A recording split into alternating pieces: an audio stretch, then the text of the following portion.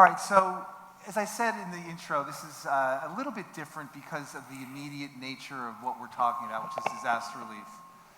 And what I want to start with, because of some of the things that we're doing at the Algorand Foundation in this area, particularly as it relates to the United States, although it can transcend the United States, of course, I want to turn to Kevin Peach from the St. Vincent de Paul Society. Kevin's been active in disaster relief for about 15 years. He's held senior positions at FEMA.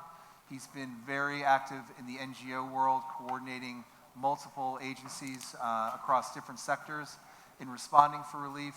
And so, Kevin, I want to hear, feel free to talk a little bit more about your background, but I want to hear what your take is on the state of disasters happening with frequency in the U.S. And this is for the audience, like when you hear about how disasters are actually responded to currently, it's actually hard to believe because it's so antiquated, but take the floor. Yeah, so thank you, and it's an honor to share the stage with all these distinguished guests. I think it's important to understand the context through the lens that I see disasters. Over the last 15 years, I've worked at the local level, working with community-based, faith-based organizations to prepare for, respond to, and recover from disasters, all the way up to the senior level, being an advisor to the former FEMA administrator. I've also worked on the nonprofit side, the private sector side, and the government side. And it's important because there's no one sector or one organization that can comprehensively address disaster preparedness, response, and recovery.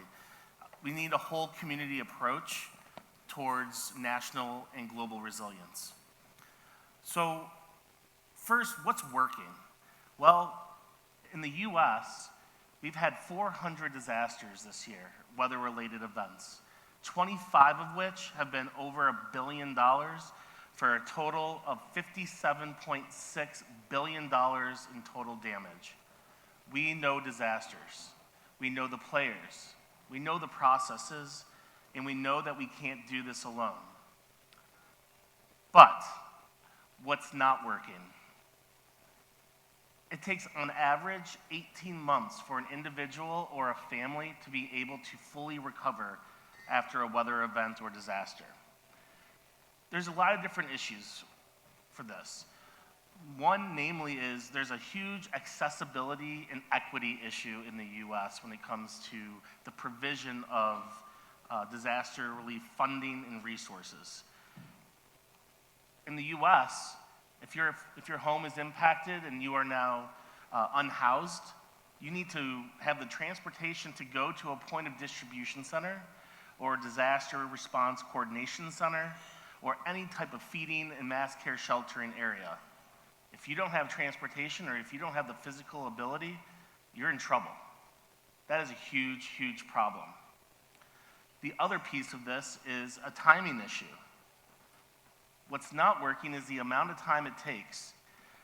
When we were in Kentucky, which is one of the states in the US, we were providing Walmart gift cards, which is like a retail. I'm sure most of you know Walmart. But what we didn't know at the time was we were distributing these gift cards to families. We had a bunch of volunteers that were helping to distribute this, provide food. Within about an hour later, this mom and her son Sawyer had just come through. They registered for their assistance. We gave them the gift card. 1 hour later, I went to go pick up lunch for all the volunteers. I saw the mother and Sawyer in line getting diapers and food. When we see these different disaster survivors, we don't know the urgency that they need these funds and these resources. That's something that we're not measuring because we don't have the technology or the data to inform those operational decisions. One other piece about timing. A tornado ripped through Rolling Fork, Mississippi. 70% of the population are renters. Now, I'm not sure how it is in India, but in the US, hospitals, school systems, government funding is dependent on per capita. So if you have 70% of your population overnight be displaced to go somewhere else, it's not just your local economy, it's you don't have a hospital anymore because there's no funding for it. You don't have a school to send your children to anymore because you don't have the population to support the funding for it. Time is of the essence, and that's why technology is so important. And so there's a silver lining here. There's opportunities for us to be able to make some big differences here. So we need the ability to capture that meaningful data to make those decisions. We need to systematically and comprehensively map out the survivor journey from the instance that family or individual is displaced or impacted to 18 months down the road when they have fully recovered. We're not measuring that. We're not measuring their mental state, their emotions, the whole spectrum of what it is to be a person. The only things that are being measured right now is how much they're being given and at what time. But do we know what time is right to be giving them these things? What if we gave them that funding a month earlier? Would that mean that their recovery would then be reduced by 4 or 5 months if we gave them funding a month earlier? We don't know that information. We need technology to solve that. So I think at the end of the day, blockchain and different types of technology is not something that's nice to have. It's something that we have to have in order for us to be able to match the frequency and the severity of disasters going forward. Thank you, Kevin. Yeah, it's the frequency and the severity are stunning, as is the recovery time, which I never knew before I started working with you guys, and that 18-month number is almost incomprehensible. Arun, from your perspective at USAID, Arun's been with USAID in India for over 20 years, and we know we've had UNDP here, we're going to have WFP here in the afternoon. Big agencies confront their own challenges when aid is required quickly. And I just give us an overview of how it works now and the snags and the bureaucratic hang-ups and the physical hang-ups you have in getting aid quickly to folks that you need to when disaster hits, and other man-made and natural. Am I audible? Yeah. Yeah, thank you. First of all, thanks very much for having me. I'm working with USAID for the last 2.5 years, and I have worked with the Government of India in the Ministry of Home Affairs and Disaster Management Division, and also with UNDP for 8 years, handling their disaster risk management portfolio.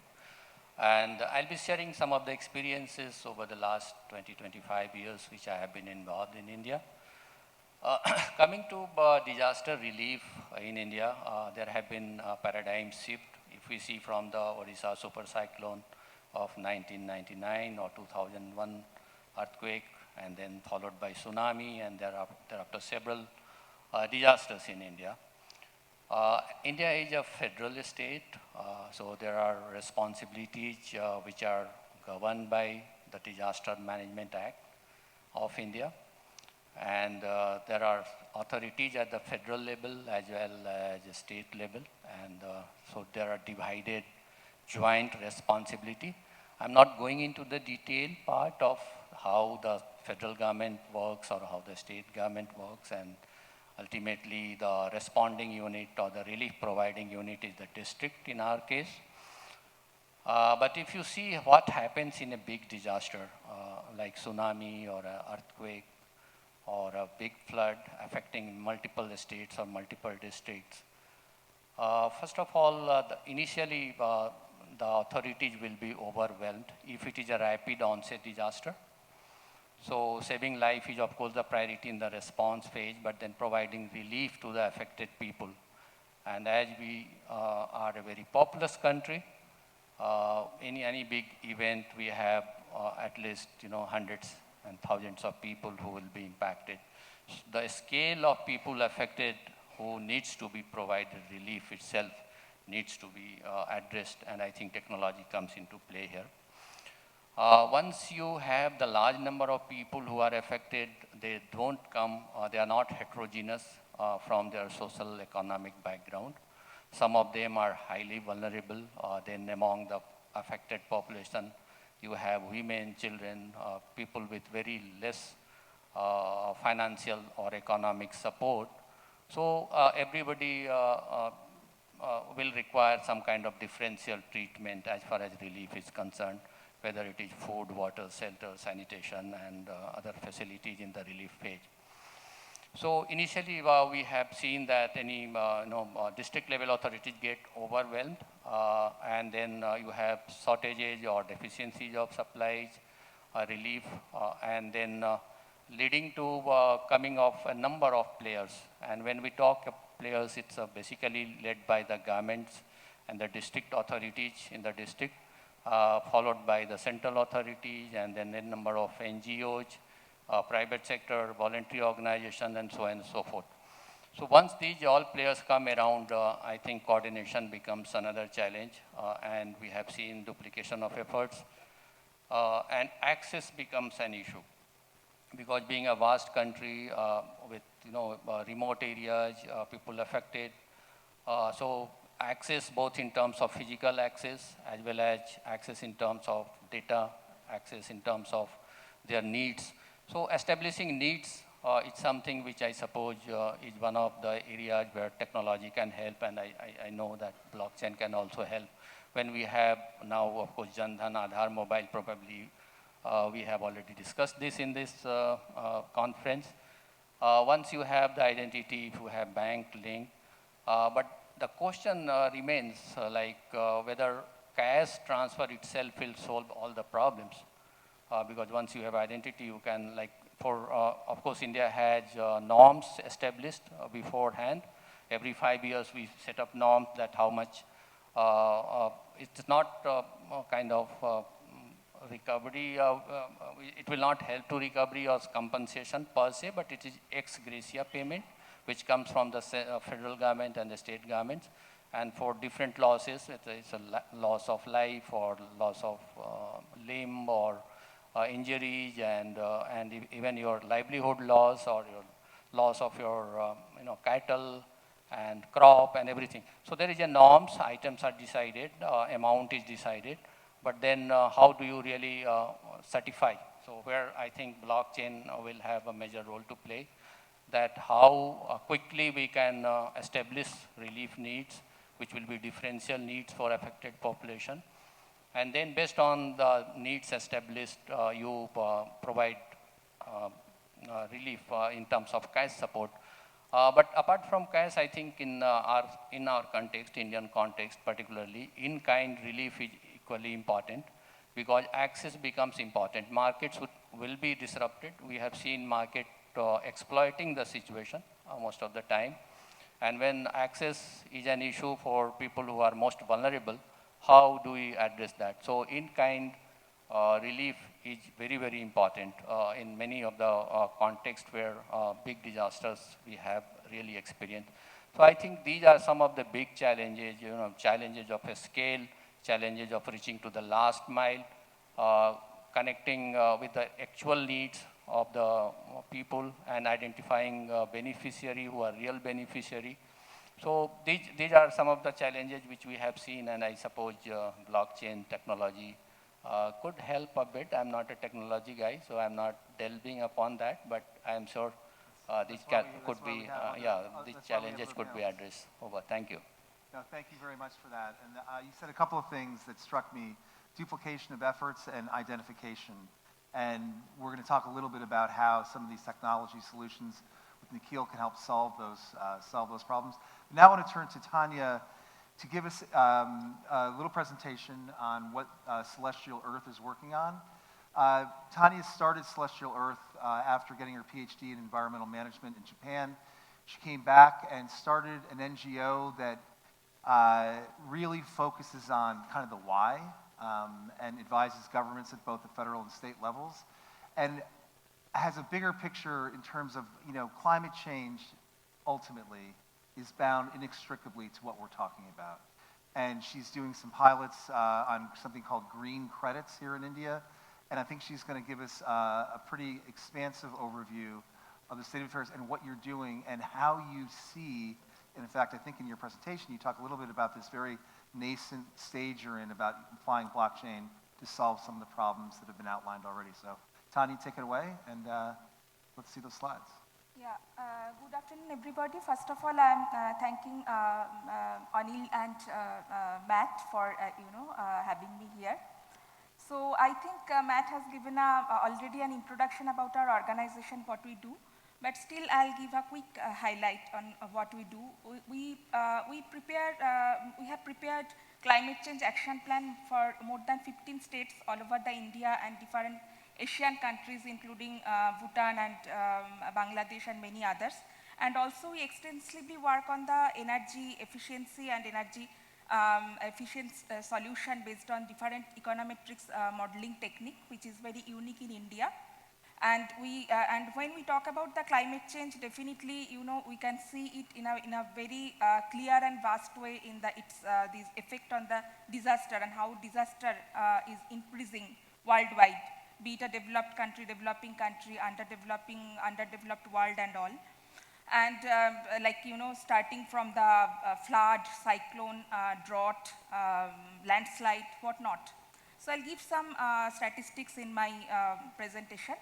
So before that, I would like to say, while we'll be discussing what is the limitations in disaster relief fund reaching to the grassroots and low-income group people, which is prevalent in the Indian context, and how blockchain could give a solution to this problem in a vast way. So my presentation will also give an overview on that. And also, I'd like to say that as we prepare climate change action plan for different governments all over the world, including India, we also prepared the state biodiversity action plan. And there is a very important chapter there is innovation, technology innovation. So we mentioned about different new technologies. We introduce technologies which can give a better effectivity on the combating the climate change action plan, reducing the biodiversity loss and all. So definitely we have already mentioned the blockchain solution there, and will definitely after, I think as Matt said, that it is in a not even introductory, it's in a nascent stage in India, especially in this climate change domain to utilization of this technology like blockchain. But we will definitely introduce this blockchain solution in our technology innovation chapters. We have also published for G20 countries, and we have given many solutions there for the, including the green credit system, which is important for conserving different ecosystem services and climate change issues. So I think blockchain can provide a very good solution in those all as well. So with that, I would like to start my presentation. It's a short presentation. So it's a overall picture of how the disaster is increasing. I have the statistics starting from year 2000 to 2023. So you can see the massive life loss and economic loss, damage, and everything here. You can see the numbers mentioned here. And India is the top 5 nations affected by the greatest number of natural disasters over the past 20 years, and which is massively increasing day by day because of the climate change and global warming. So in this, if you see these graphs, you can understand what is the severe problem in disaster relief, and how the solution could be provided to the people of different states in a huge country like India. You can see that the blue color is 2004 statistics for 2015, and yellow, orange one is 2019. You can see that in the different states, what is the huge amount of economic losses happening, and what is the very meager fund available for the NDMA and SDMA, the State Disaster Relief Fund. So you can see the difference of the economic losses and availability of the meager fund for different state governments. And if you see another graph, you can see the increasing disaster frequency starting from 1980 to 2018. 2018 we had a huge, it is called the year of disaster. It has a very huge blowing disaster happened throughout India. So you can see how fast it is increasing in a huge way throughout the different decades. And so when we'll talk about the how blockchain can, give the solution to disaster relief and the climate change issues, first we need to know what is the limitation and what is the problems prevalent in India in this area. So the process are very lengthy to get the, to the relief fund sanction to reaching to the grassroots level people. It's a huge delay happens because of there are so many procedures involved there, that there is the panchayat will first, see the, if you talk about the village, and which has been severely damaged by any kind of disaster, then the panchayat will first see what is the condition of the property damage, and if the property belongs to the particular person or it is in somebody's name, and then they will recommend that yes, this property can be funded for the relief and all, further construction and all. Then it will go to the municipality level, then it will go to the state level, then one team will come and visit, and they will accept that there is this kind of financial requirement is there to make the construction and all. Then there will be some kind of fund release. So delay in submission of forms required for fund release, complexity in procedures, more than 10 different processes to be completed, as I mentioned. Increasing layers of administrative controls, municipality, as I told, they will come and this one. Multiple instruction and guidelines are referred in the approval guidance. And no specific timelines, mandated for fund release. Then delay in submission of expenditure or utilization certificate of the earlier funds, a shortage of human resource to manage such massive activities. So it's a huge process, and it takes so much time to finally, when it will reach to the, disaster survivors and the grassroots level people. And you can understand this long process, how much trauma, how much mental stress they go through, how much, sometimes the people who are not well, they can, lose their lives, and so many things can happen. They can become the physical disease can prevalent by the long process, and they can live their life also from different disastral causes. So there is it is very urgent to get solution for all these problems. And just see, I think in our previous discussions, we have already came to know about the advantages of blockchain and how it can provide the solutions. But I just will highlight on some of the points here. That survivors benefited from a streamlined process, enabling them to complete a single application. They have good access of information from the one centralized platform. Then there will be immutable inspection reports, improved transparency, offering trusted insight into the easier evaluation and repair progress. And then the stakeholders, all the stakeholders will gain visibility into aid allocation, ensuring fair distribution, and which will reduce the risk of fraudulent activity, which is very important, especially for the disaster relief to reach to the grassroots level. And then also there is ease of involving non-governmental and private sectors. Now mainly the fund comes from the government and some of the donor agencies, but with the transparency will increase, the fraudulent activities will decrease. There will be more involvement of the corporate sectors, private sectors, NGOs, bilaterals and multilaterals. They will be more confident to come up and provide more fund. So which will be a very good solution for the disaster relief. And this is how the blockchain, you can see in the slide, that how the blockchain will be happening, how the blockchain technology will happen with different layers, starting from the loss and damage, then financing sources of aid supplier layer, then data integration and analytics layer, aid governments and administrative layers, to automated beneficiary administration layer, and finally to the recipient beneficiary layer, how the blockchain will work, and the disaster relief fund will reach to the grassroots level.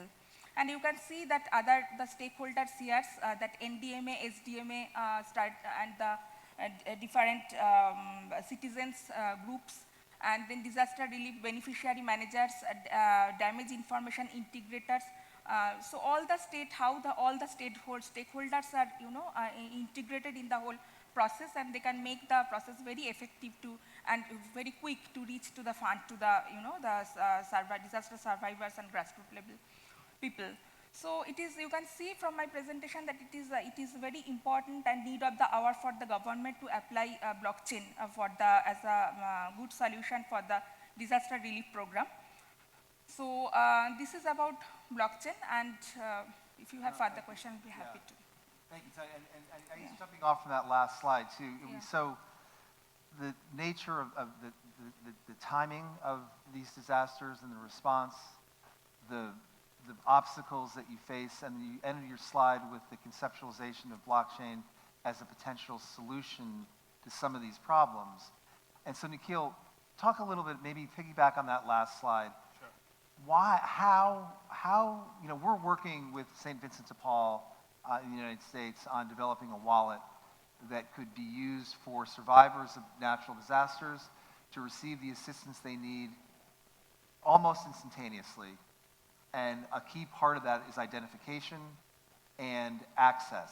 So piggybacking on that a little bit, talk about how it would really make a difference. Sure.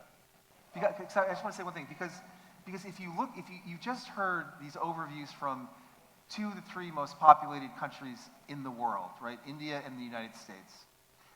And the response systems are relatively the same. You have the relatively the same response times, the bureaucratic nightmares, and sometimes the paper-based applications for relief. How do you bring this into this century? So, am I audible? Yeah, keep talking. Yeah, it's okay. Yeah. So one of the things, I'll just take a step back, just to kind of talk about a few things about responsiveness, because that's what we've been talking. 2:30 in the morning, I get a notification on my phone today. And that notification is somebody in front of my door. Okay? In my house door in New Jersey, which is absolutely fine. Okay? But if I can be on the other side of the world and I can get a notification instantaneously when somebody's in front of my door, why is it taking me 18 months to get money when I actually need it? Right, this guy was just an Amazon delivery guy, not actually trying to break into my house, so it's all good. But just to kind of come back to the problem in hand, one of the things then that we talk about is the centralized systems, as much as they've been pretty much there for, I don't know, for a long, long time, require us to be able to get validated, to be able to put in things, to be able to, go through different kinds of approval processes, bureaucracy. Sometimes bureaucracy is good. We have lots of bureaucrats around, so I'll be respectful of that. But, all these things actually have an impact on the person who is suffering, the person who needs that money. Now, picture this. We have a smart contract which is deployed. We have a person's identity that is deployed. The smart contract has some very clear parameters. You get this, the money gets into your wallet instantaneously. Right? And that's exactly what we are aspiring to build. I mean, we are building with our Care wallet. The wallet is currently building the whole identity aspect. And again, we have had a session on identity. Identity is much more than just the national identity, but all the aspects of what this person has. So if I am able to kind of build an identity around my assets in a particular geographical area, which was hit by a hurricane, I don't need to go and position myself again and say, hey, this is my house, this is my damage in extent, and then it becomes much more easier for me to be able to get that relief fund directly over from the government. There are a few other constructs which kind of can make it difficult. How does that fund arrive to me? Right? So, we had a few discussions yesterday. There's some people in the crowd also with crypto money getting transferred over to your wallet could be a tricky proposition. India, US, wherever, right? Then CBDC could be that game changer. You could also transfer that fund from a government fund over to that person's fund and then have an off-ramp solution like a gift card or a Visa card, which could immediately provide that liquidity that the person is looking for. So I think blockchain definitely is going to be a game changer. That identity and a richer identity would transform this whole process. And then basically defining things in black and white, because smart contracts don't have fuzzy aspects, they don't have emotions. You have to define, you hit this, you hit this, you hit this, you get this money, right?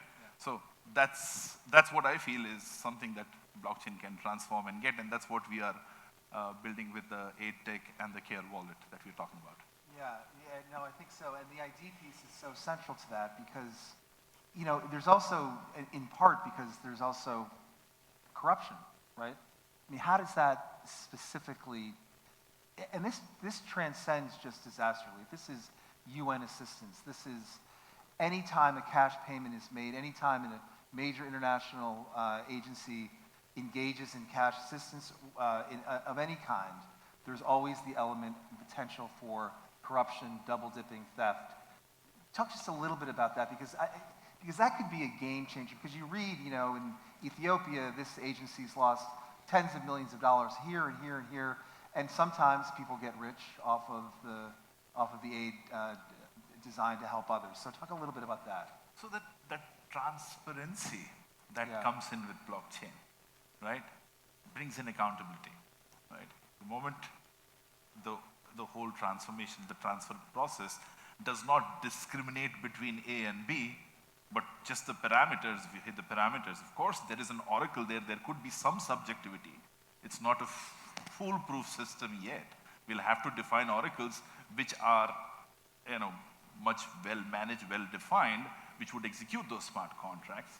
But if that's well set up, then that whole idea of differential treatment, corruption, double dipping, not giving money to somebody else, money getting lost in transition, everything goes away because it's a direct peer-to-peer payment and a transparent system. So you get to see the wallet when government sends money to a particular agency and that agency transfers money, what is the criteria? In fact, the criteria could be something that could be predefined by the agency which is funding the other agency to be able to set it as a condition to make that payment. Right? And you know, Kevin, maybe kind of bring it home for us in a sense. You know, we've talked about identity, we've talked about transparency and how this can matter and how maybe the Care Wallet can be a first step. Just bring it home for us. What is it from your perspective on the ground, responding to disasters, hurricanes and floods and devastating fires in places like Maui and Paradise, California? Yeah, I mean, just to piggyback off of those last comments, there's two use cases that we're going to be approaching in 2024. You look at Maui, working with various community foundations, the American Red Cross. One of the issues is having survivors relive their trauma every single time they have to fill out an application. It is inappropriate and it's unacceptable. How many people, just by a show of hands in this room, have had to fill out an application for anything? Now imagine you have no access to money, you don't have any of your personal belongings, and you have to fill out that application multiple times. How do you think that makes you feel?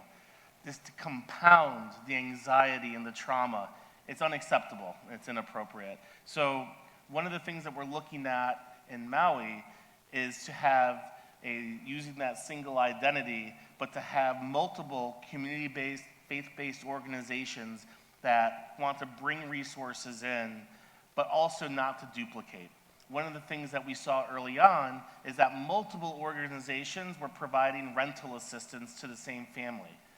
But because of the way the laws are in the US, we can't, without a user agreement and information sharing agreement, even between FEMA and the community-based organizations or from community-based to community-based organization, they don't have any visibility on who is giving how much or what type of resource to a person.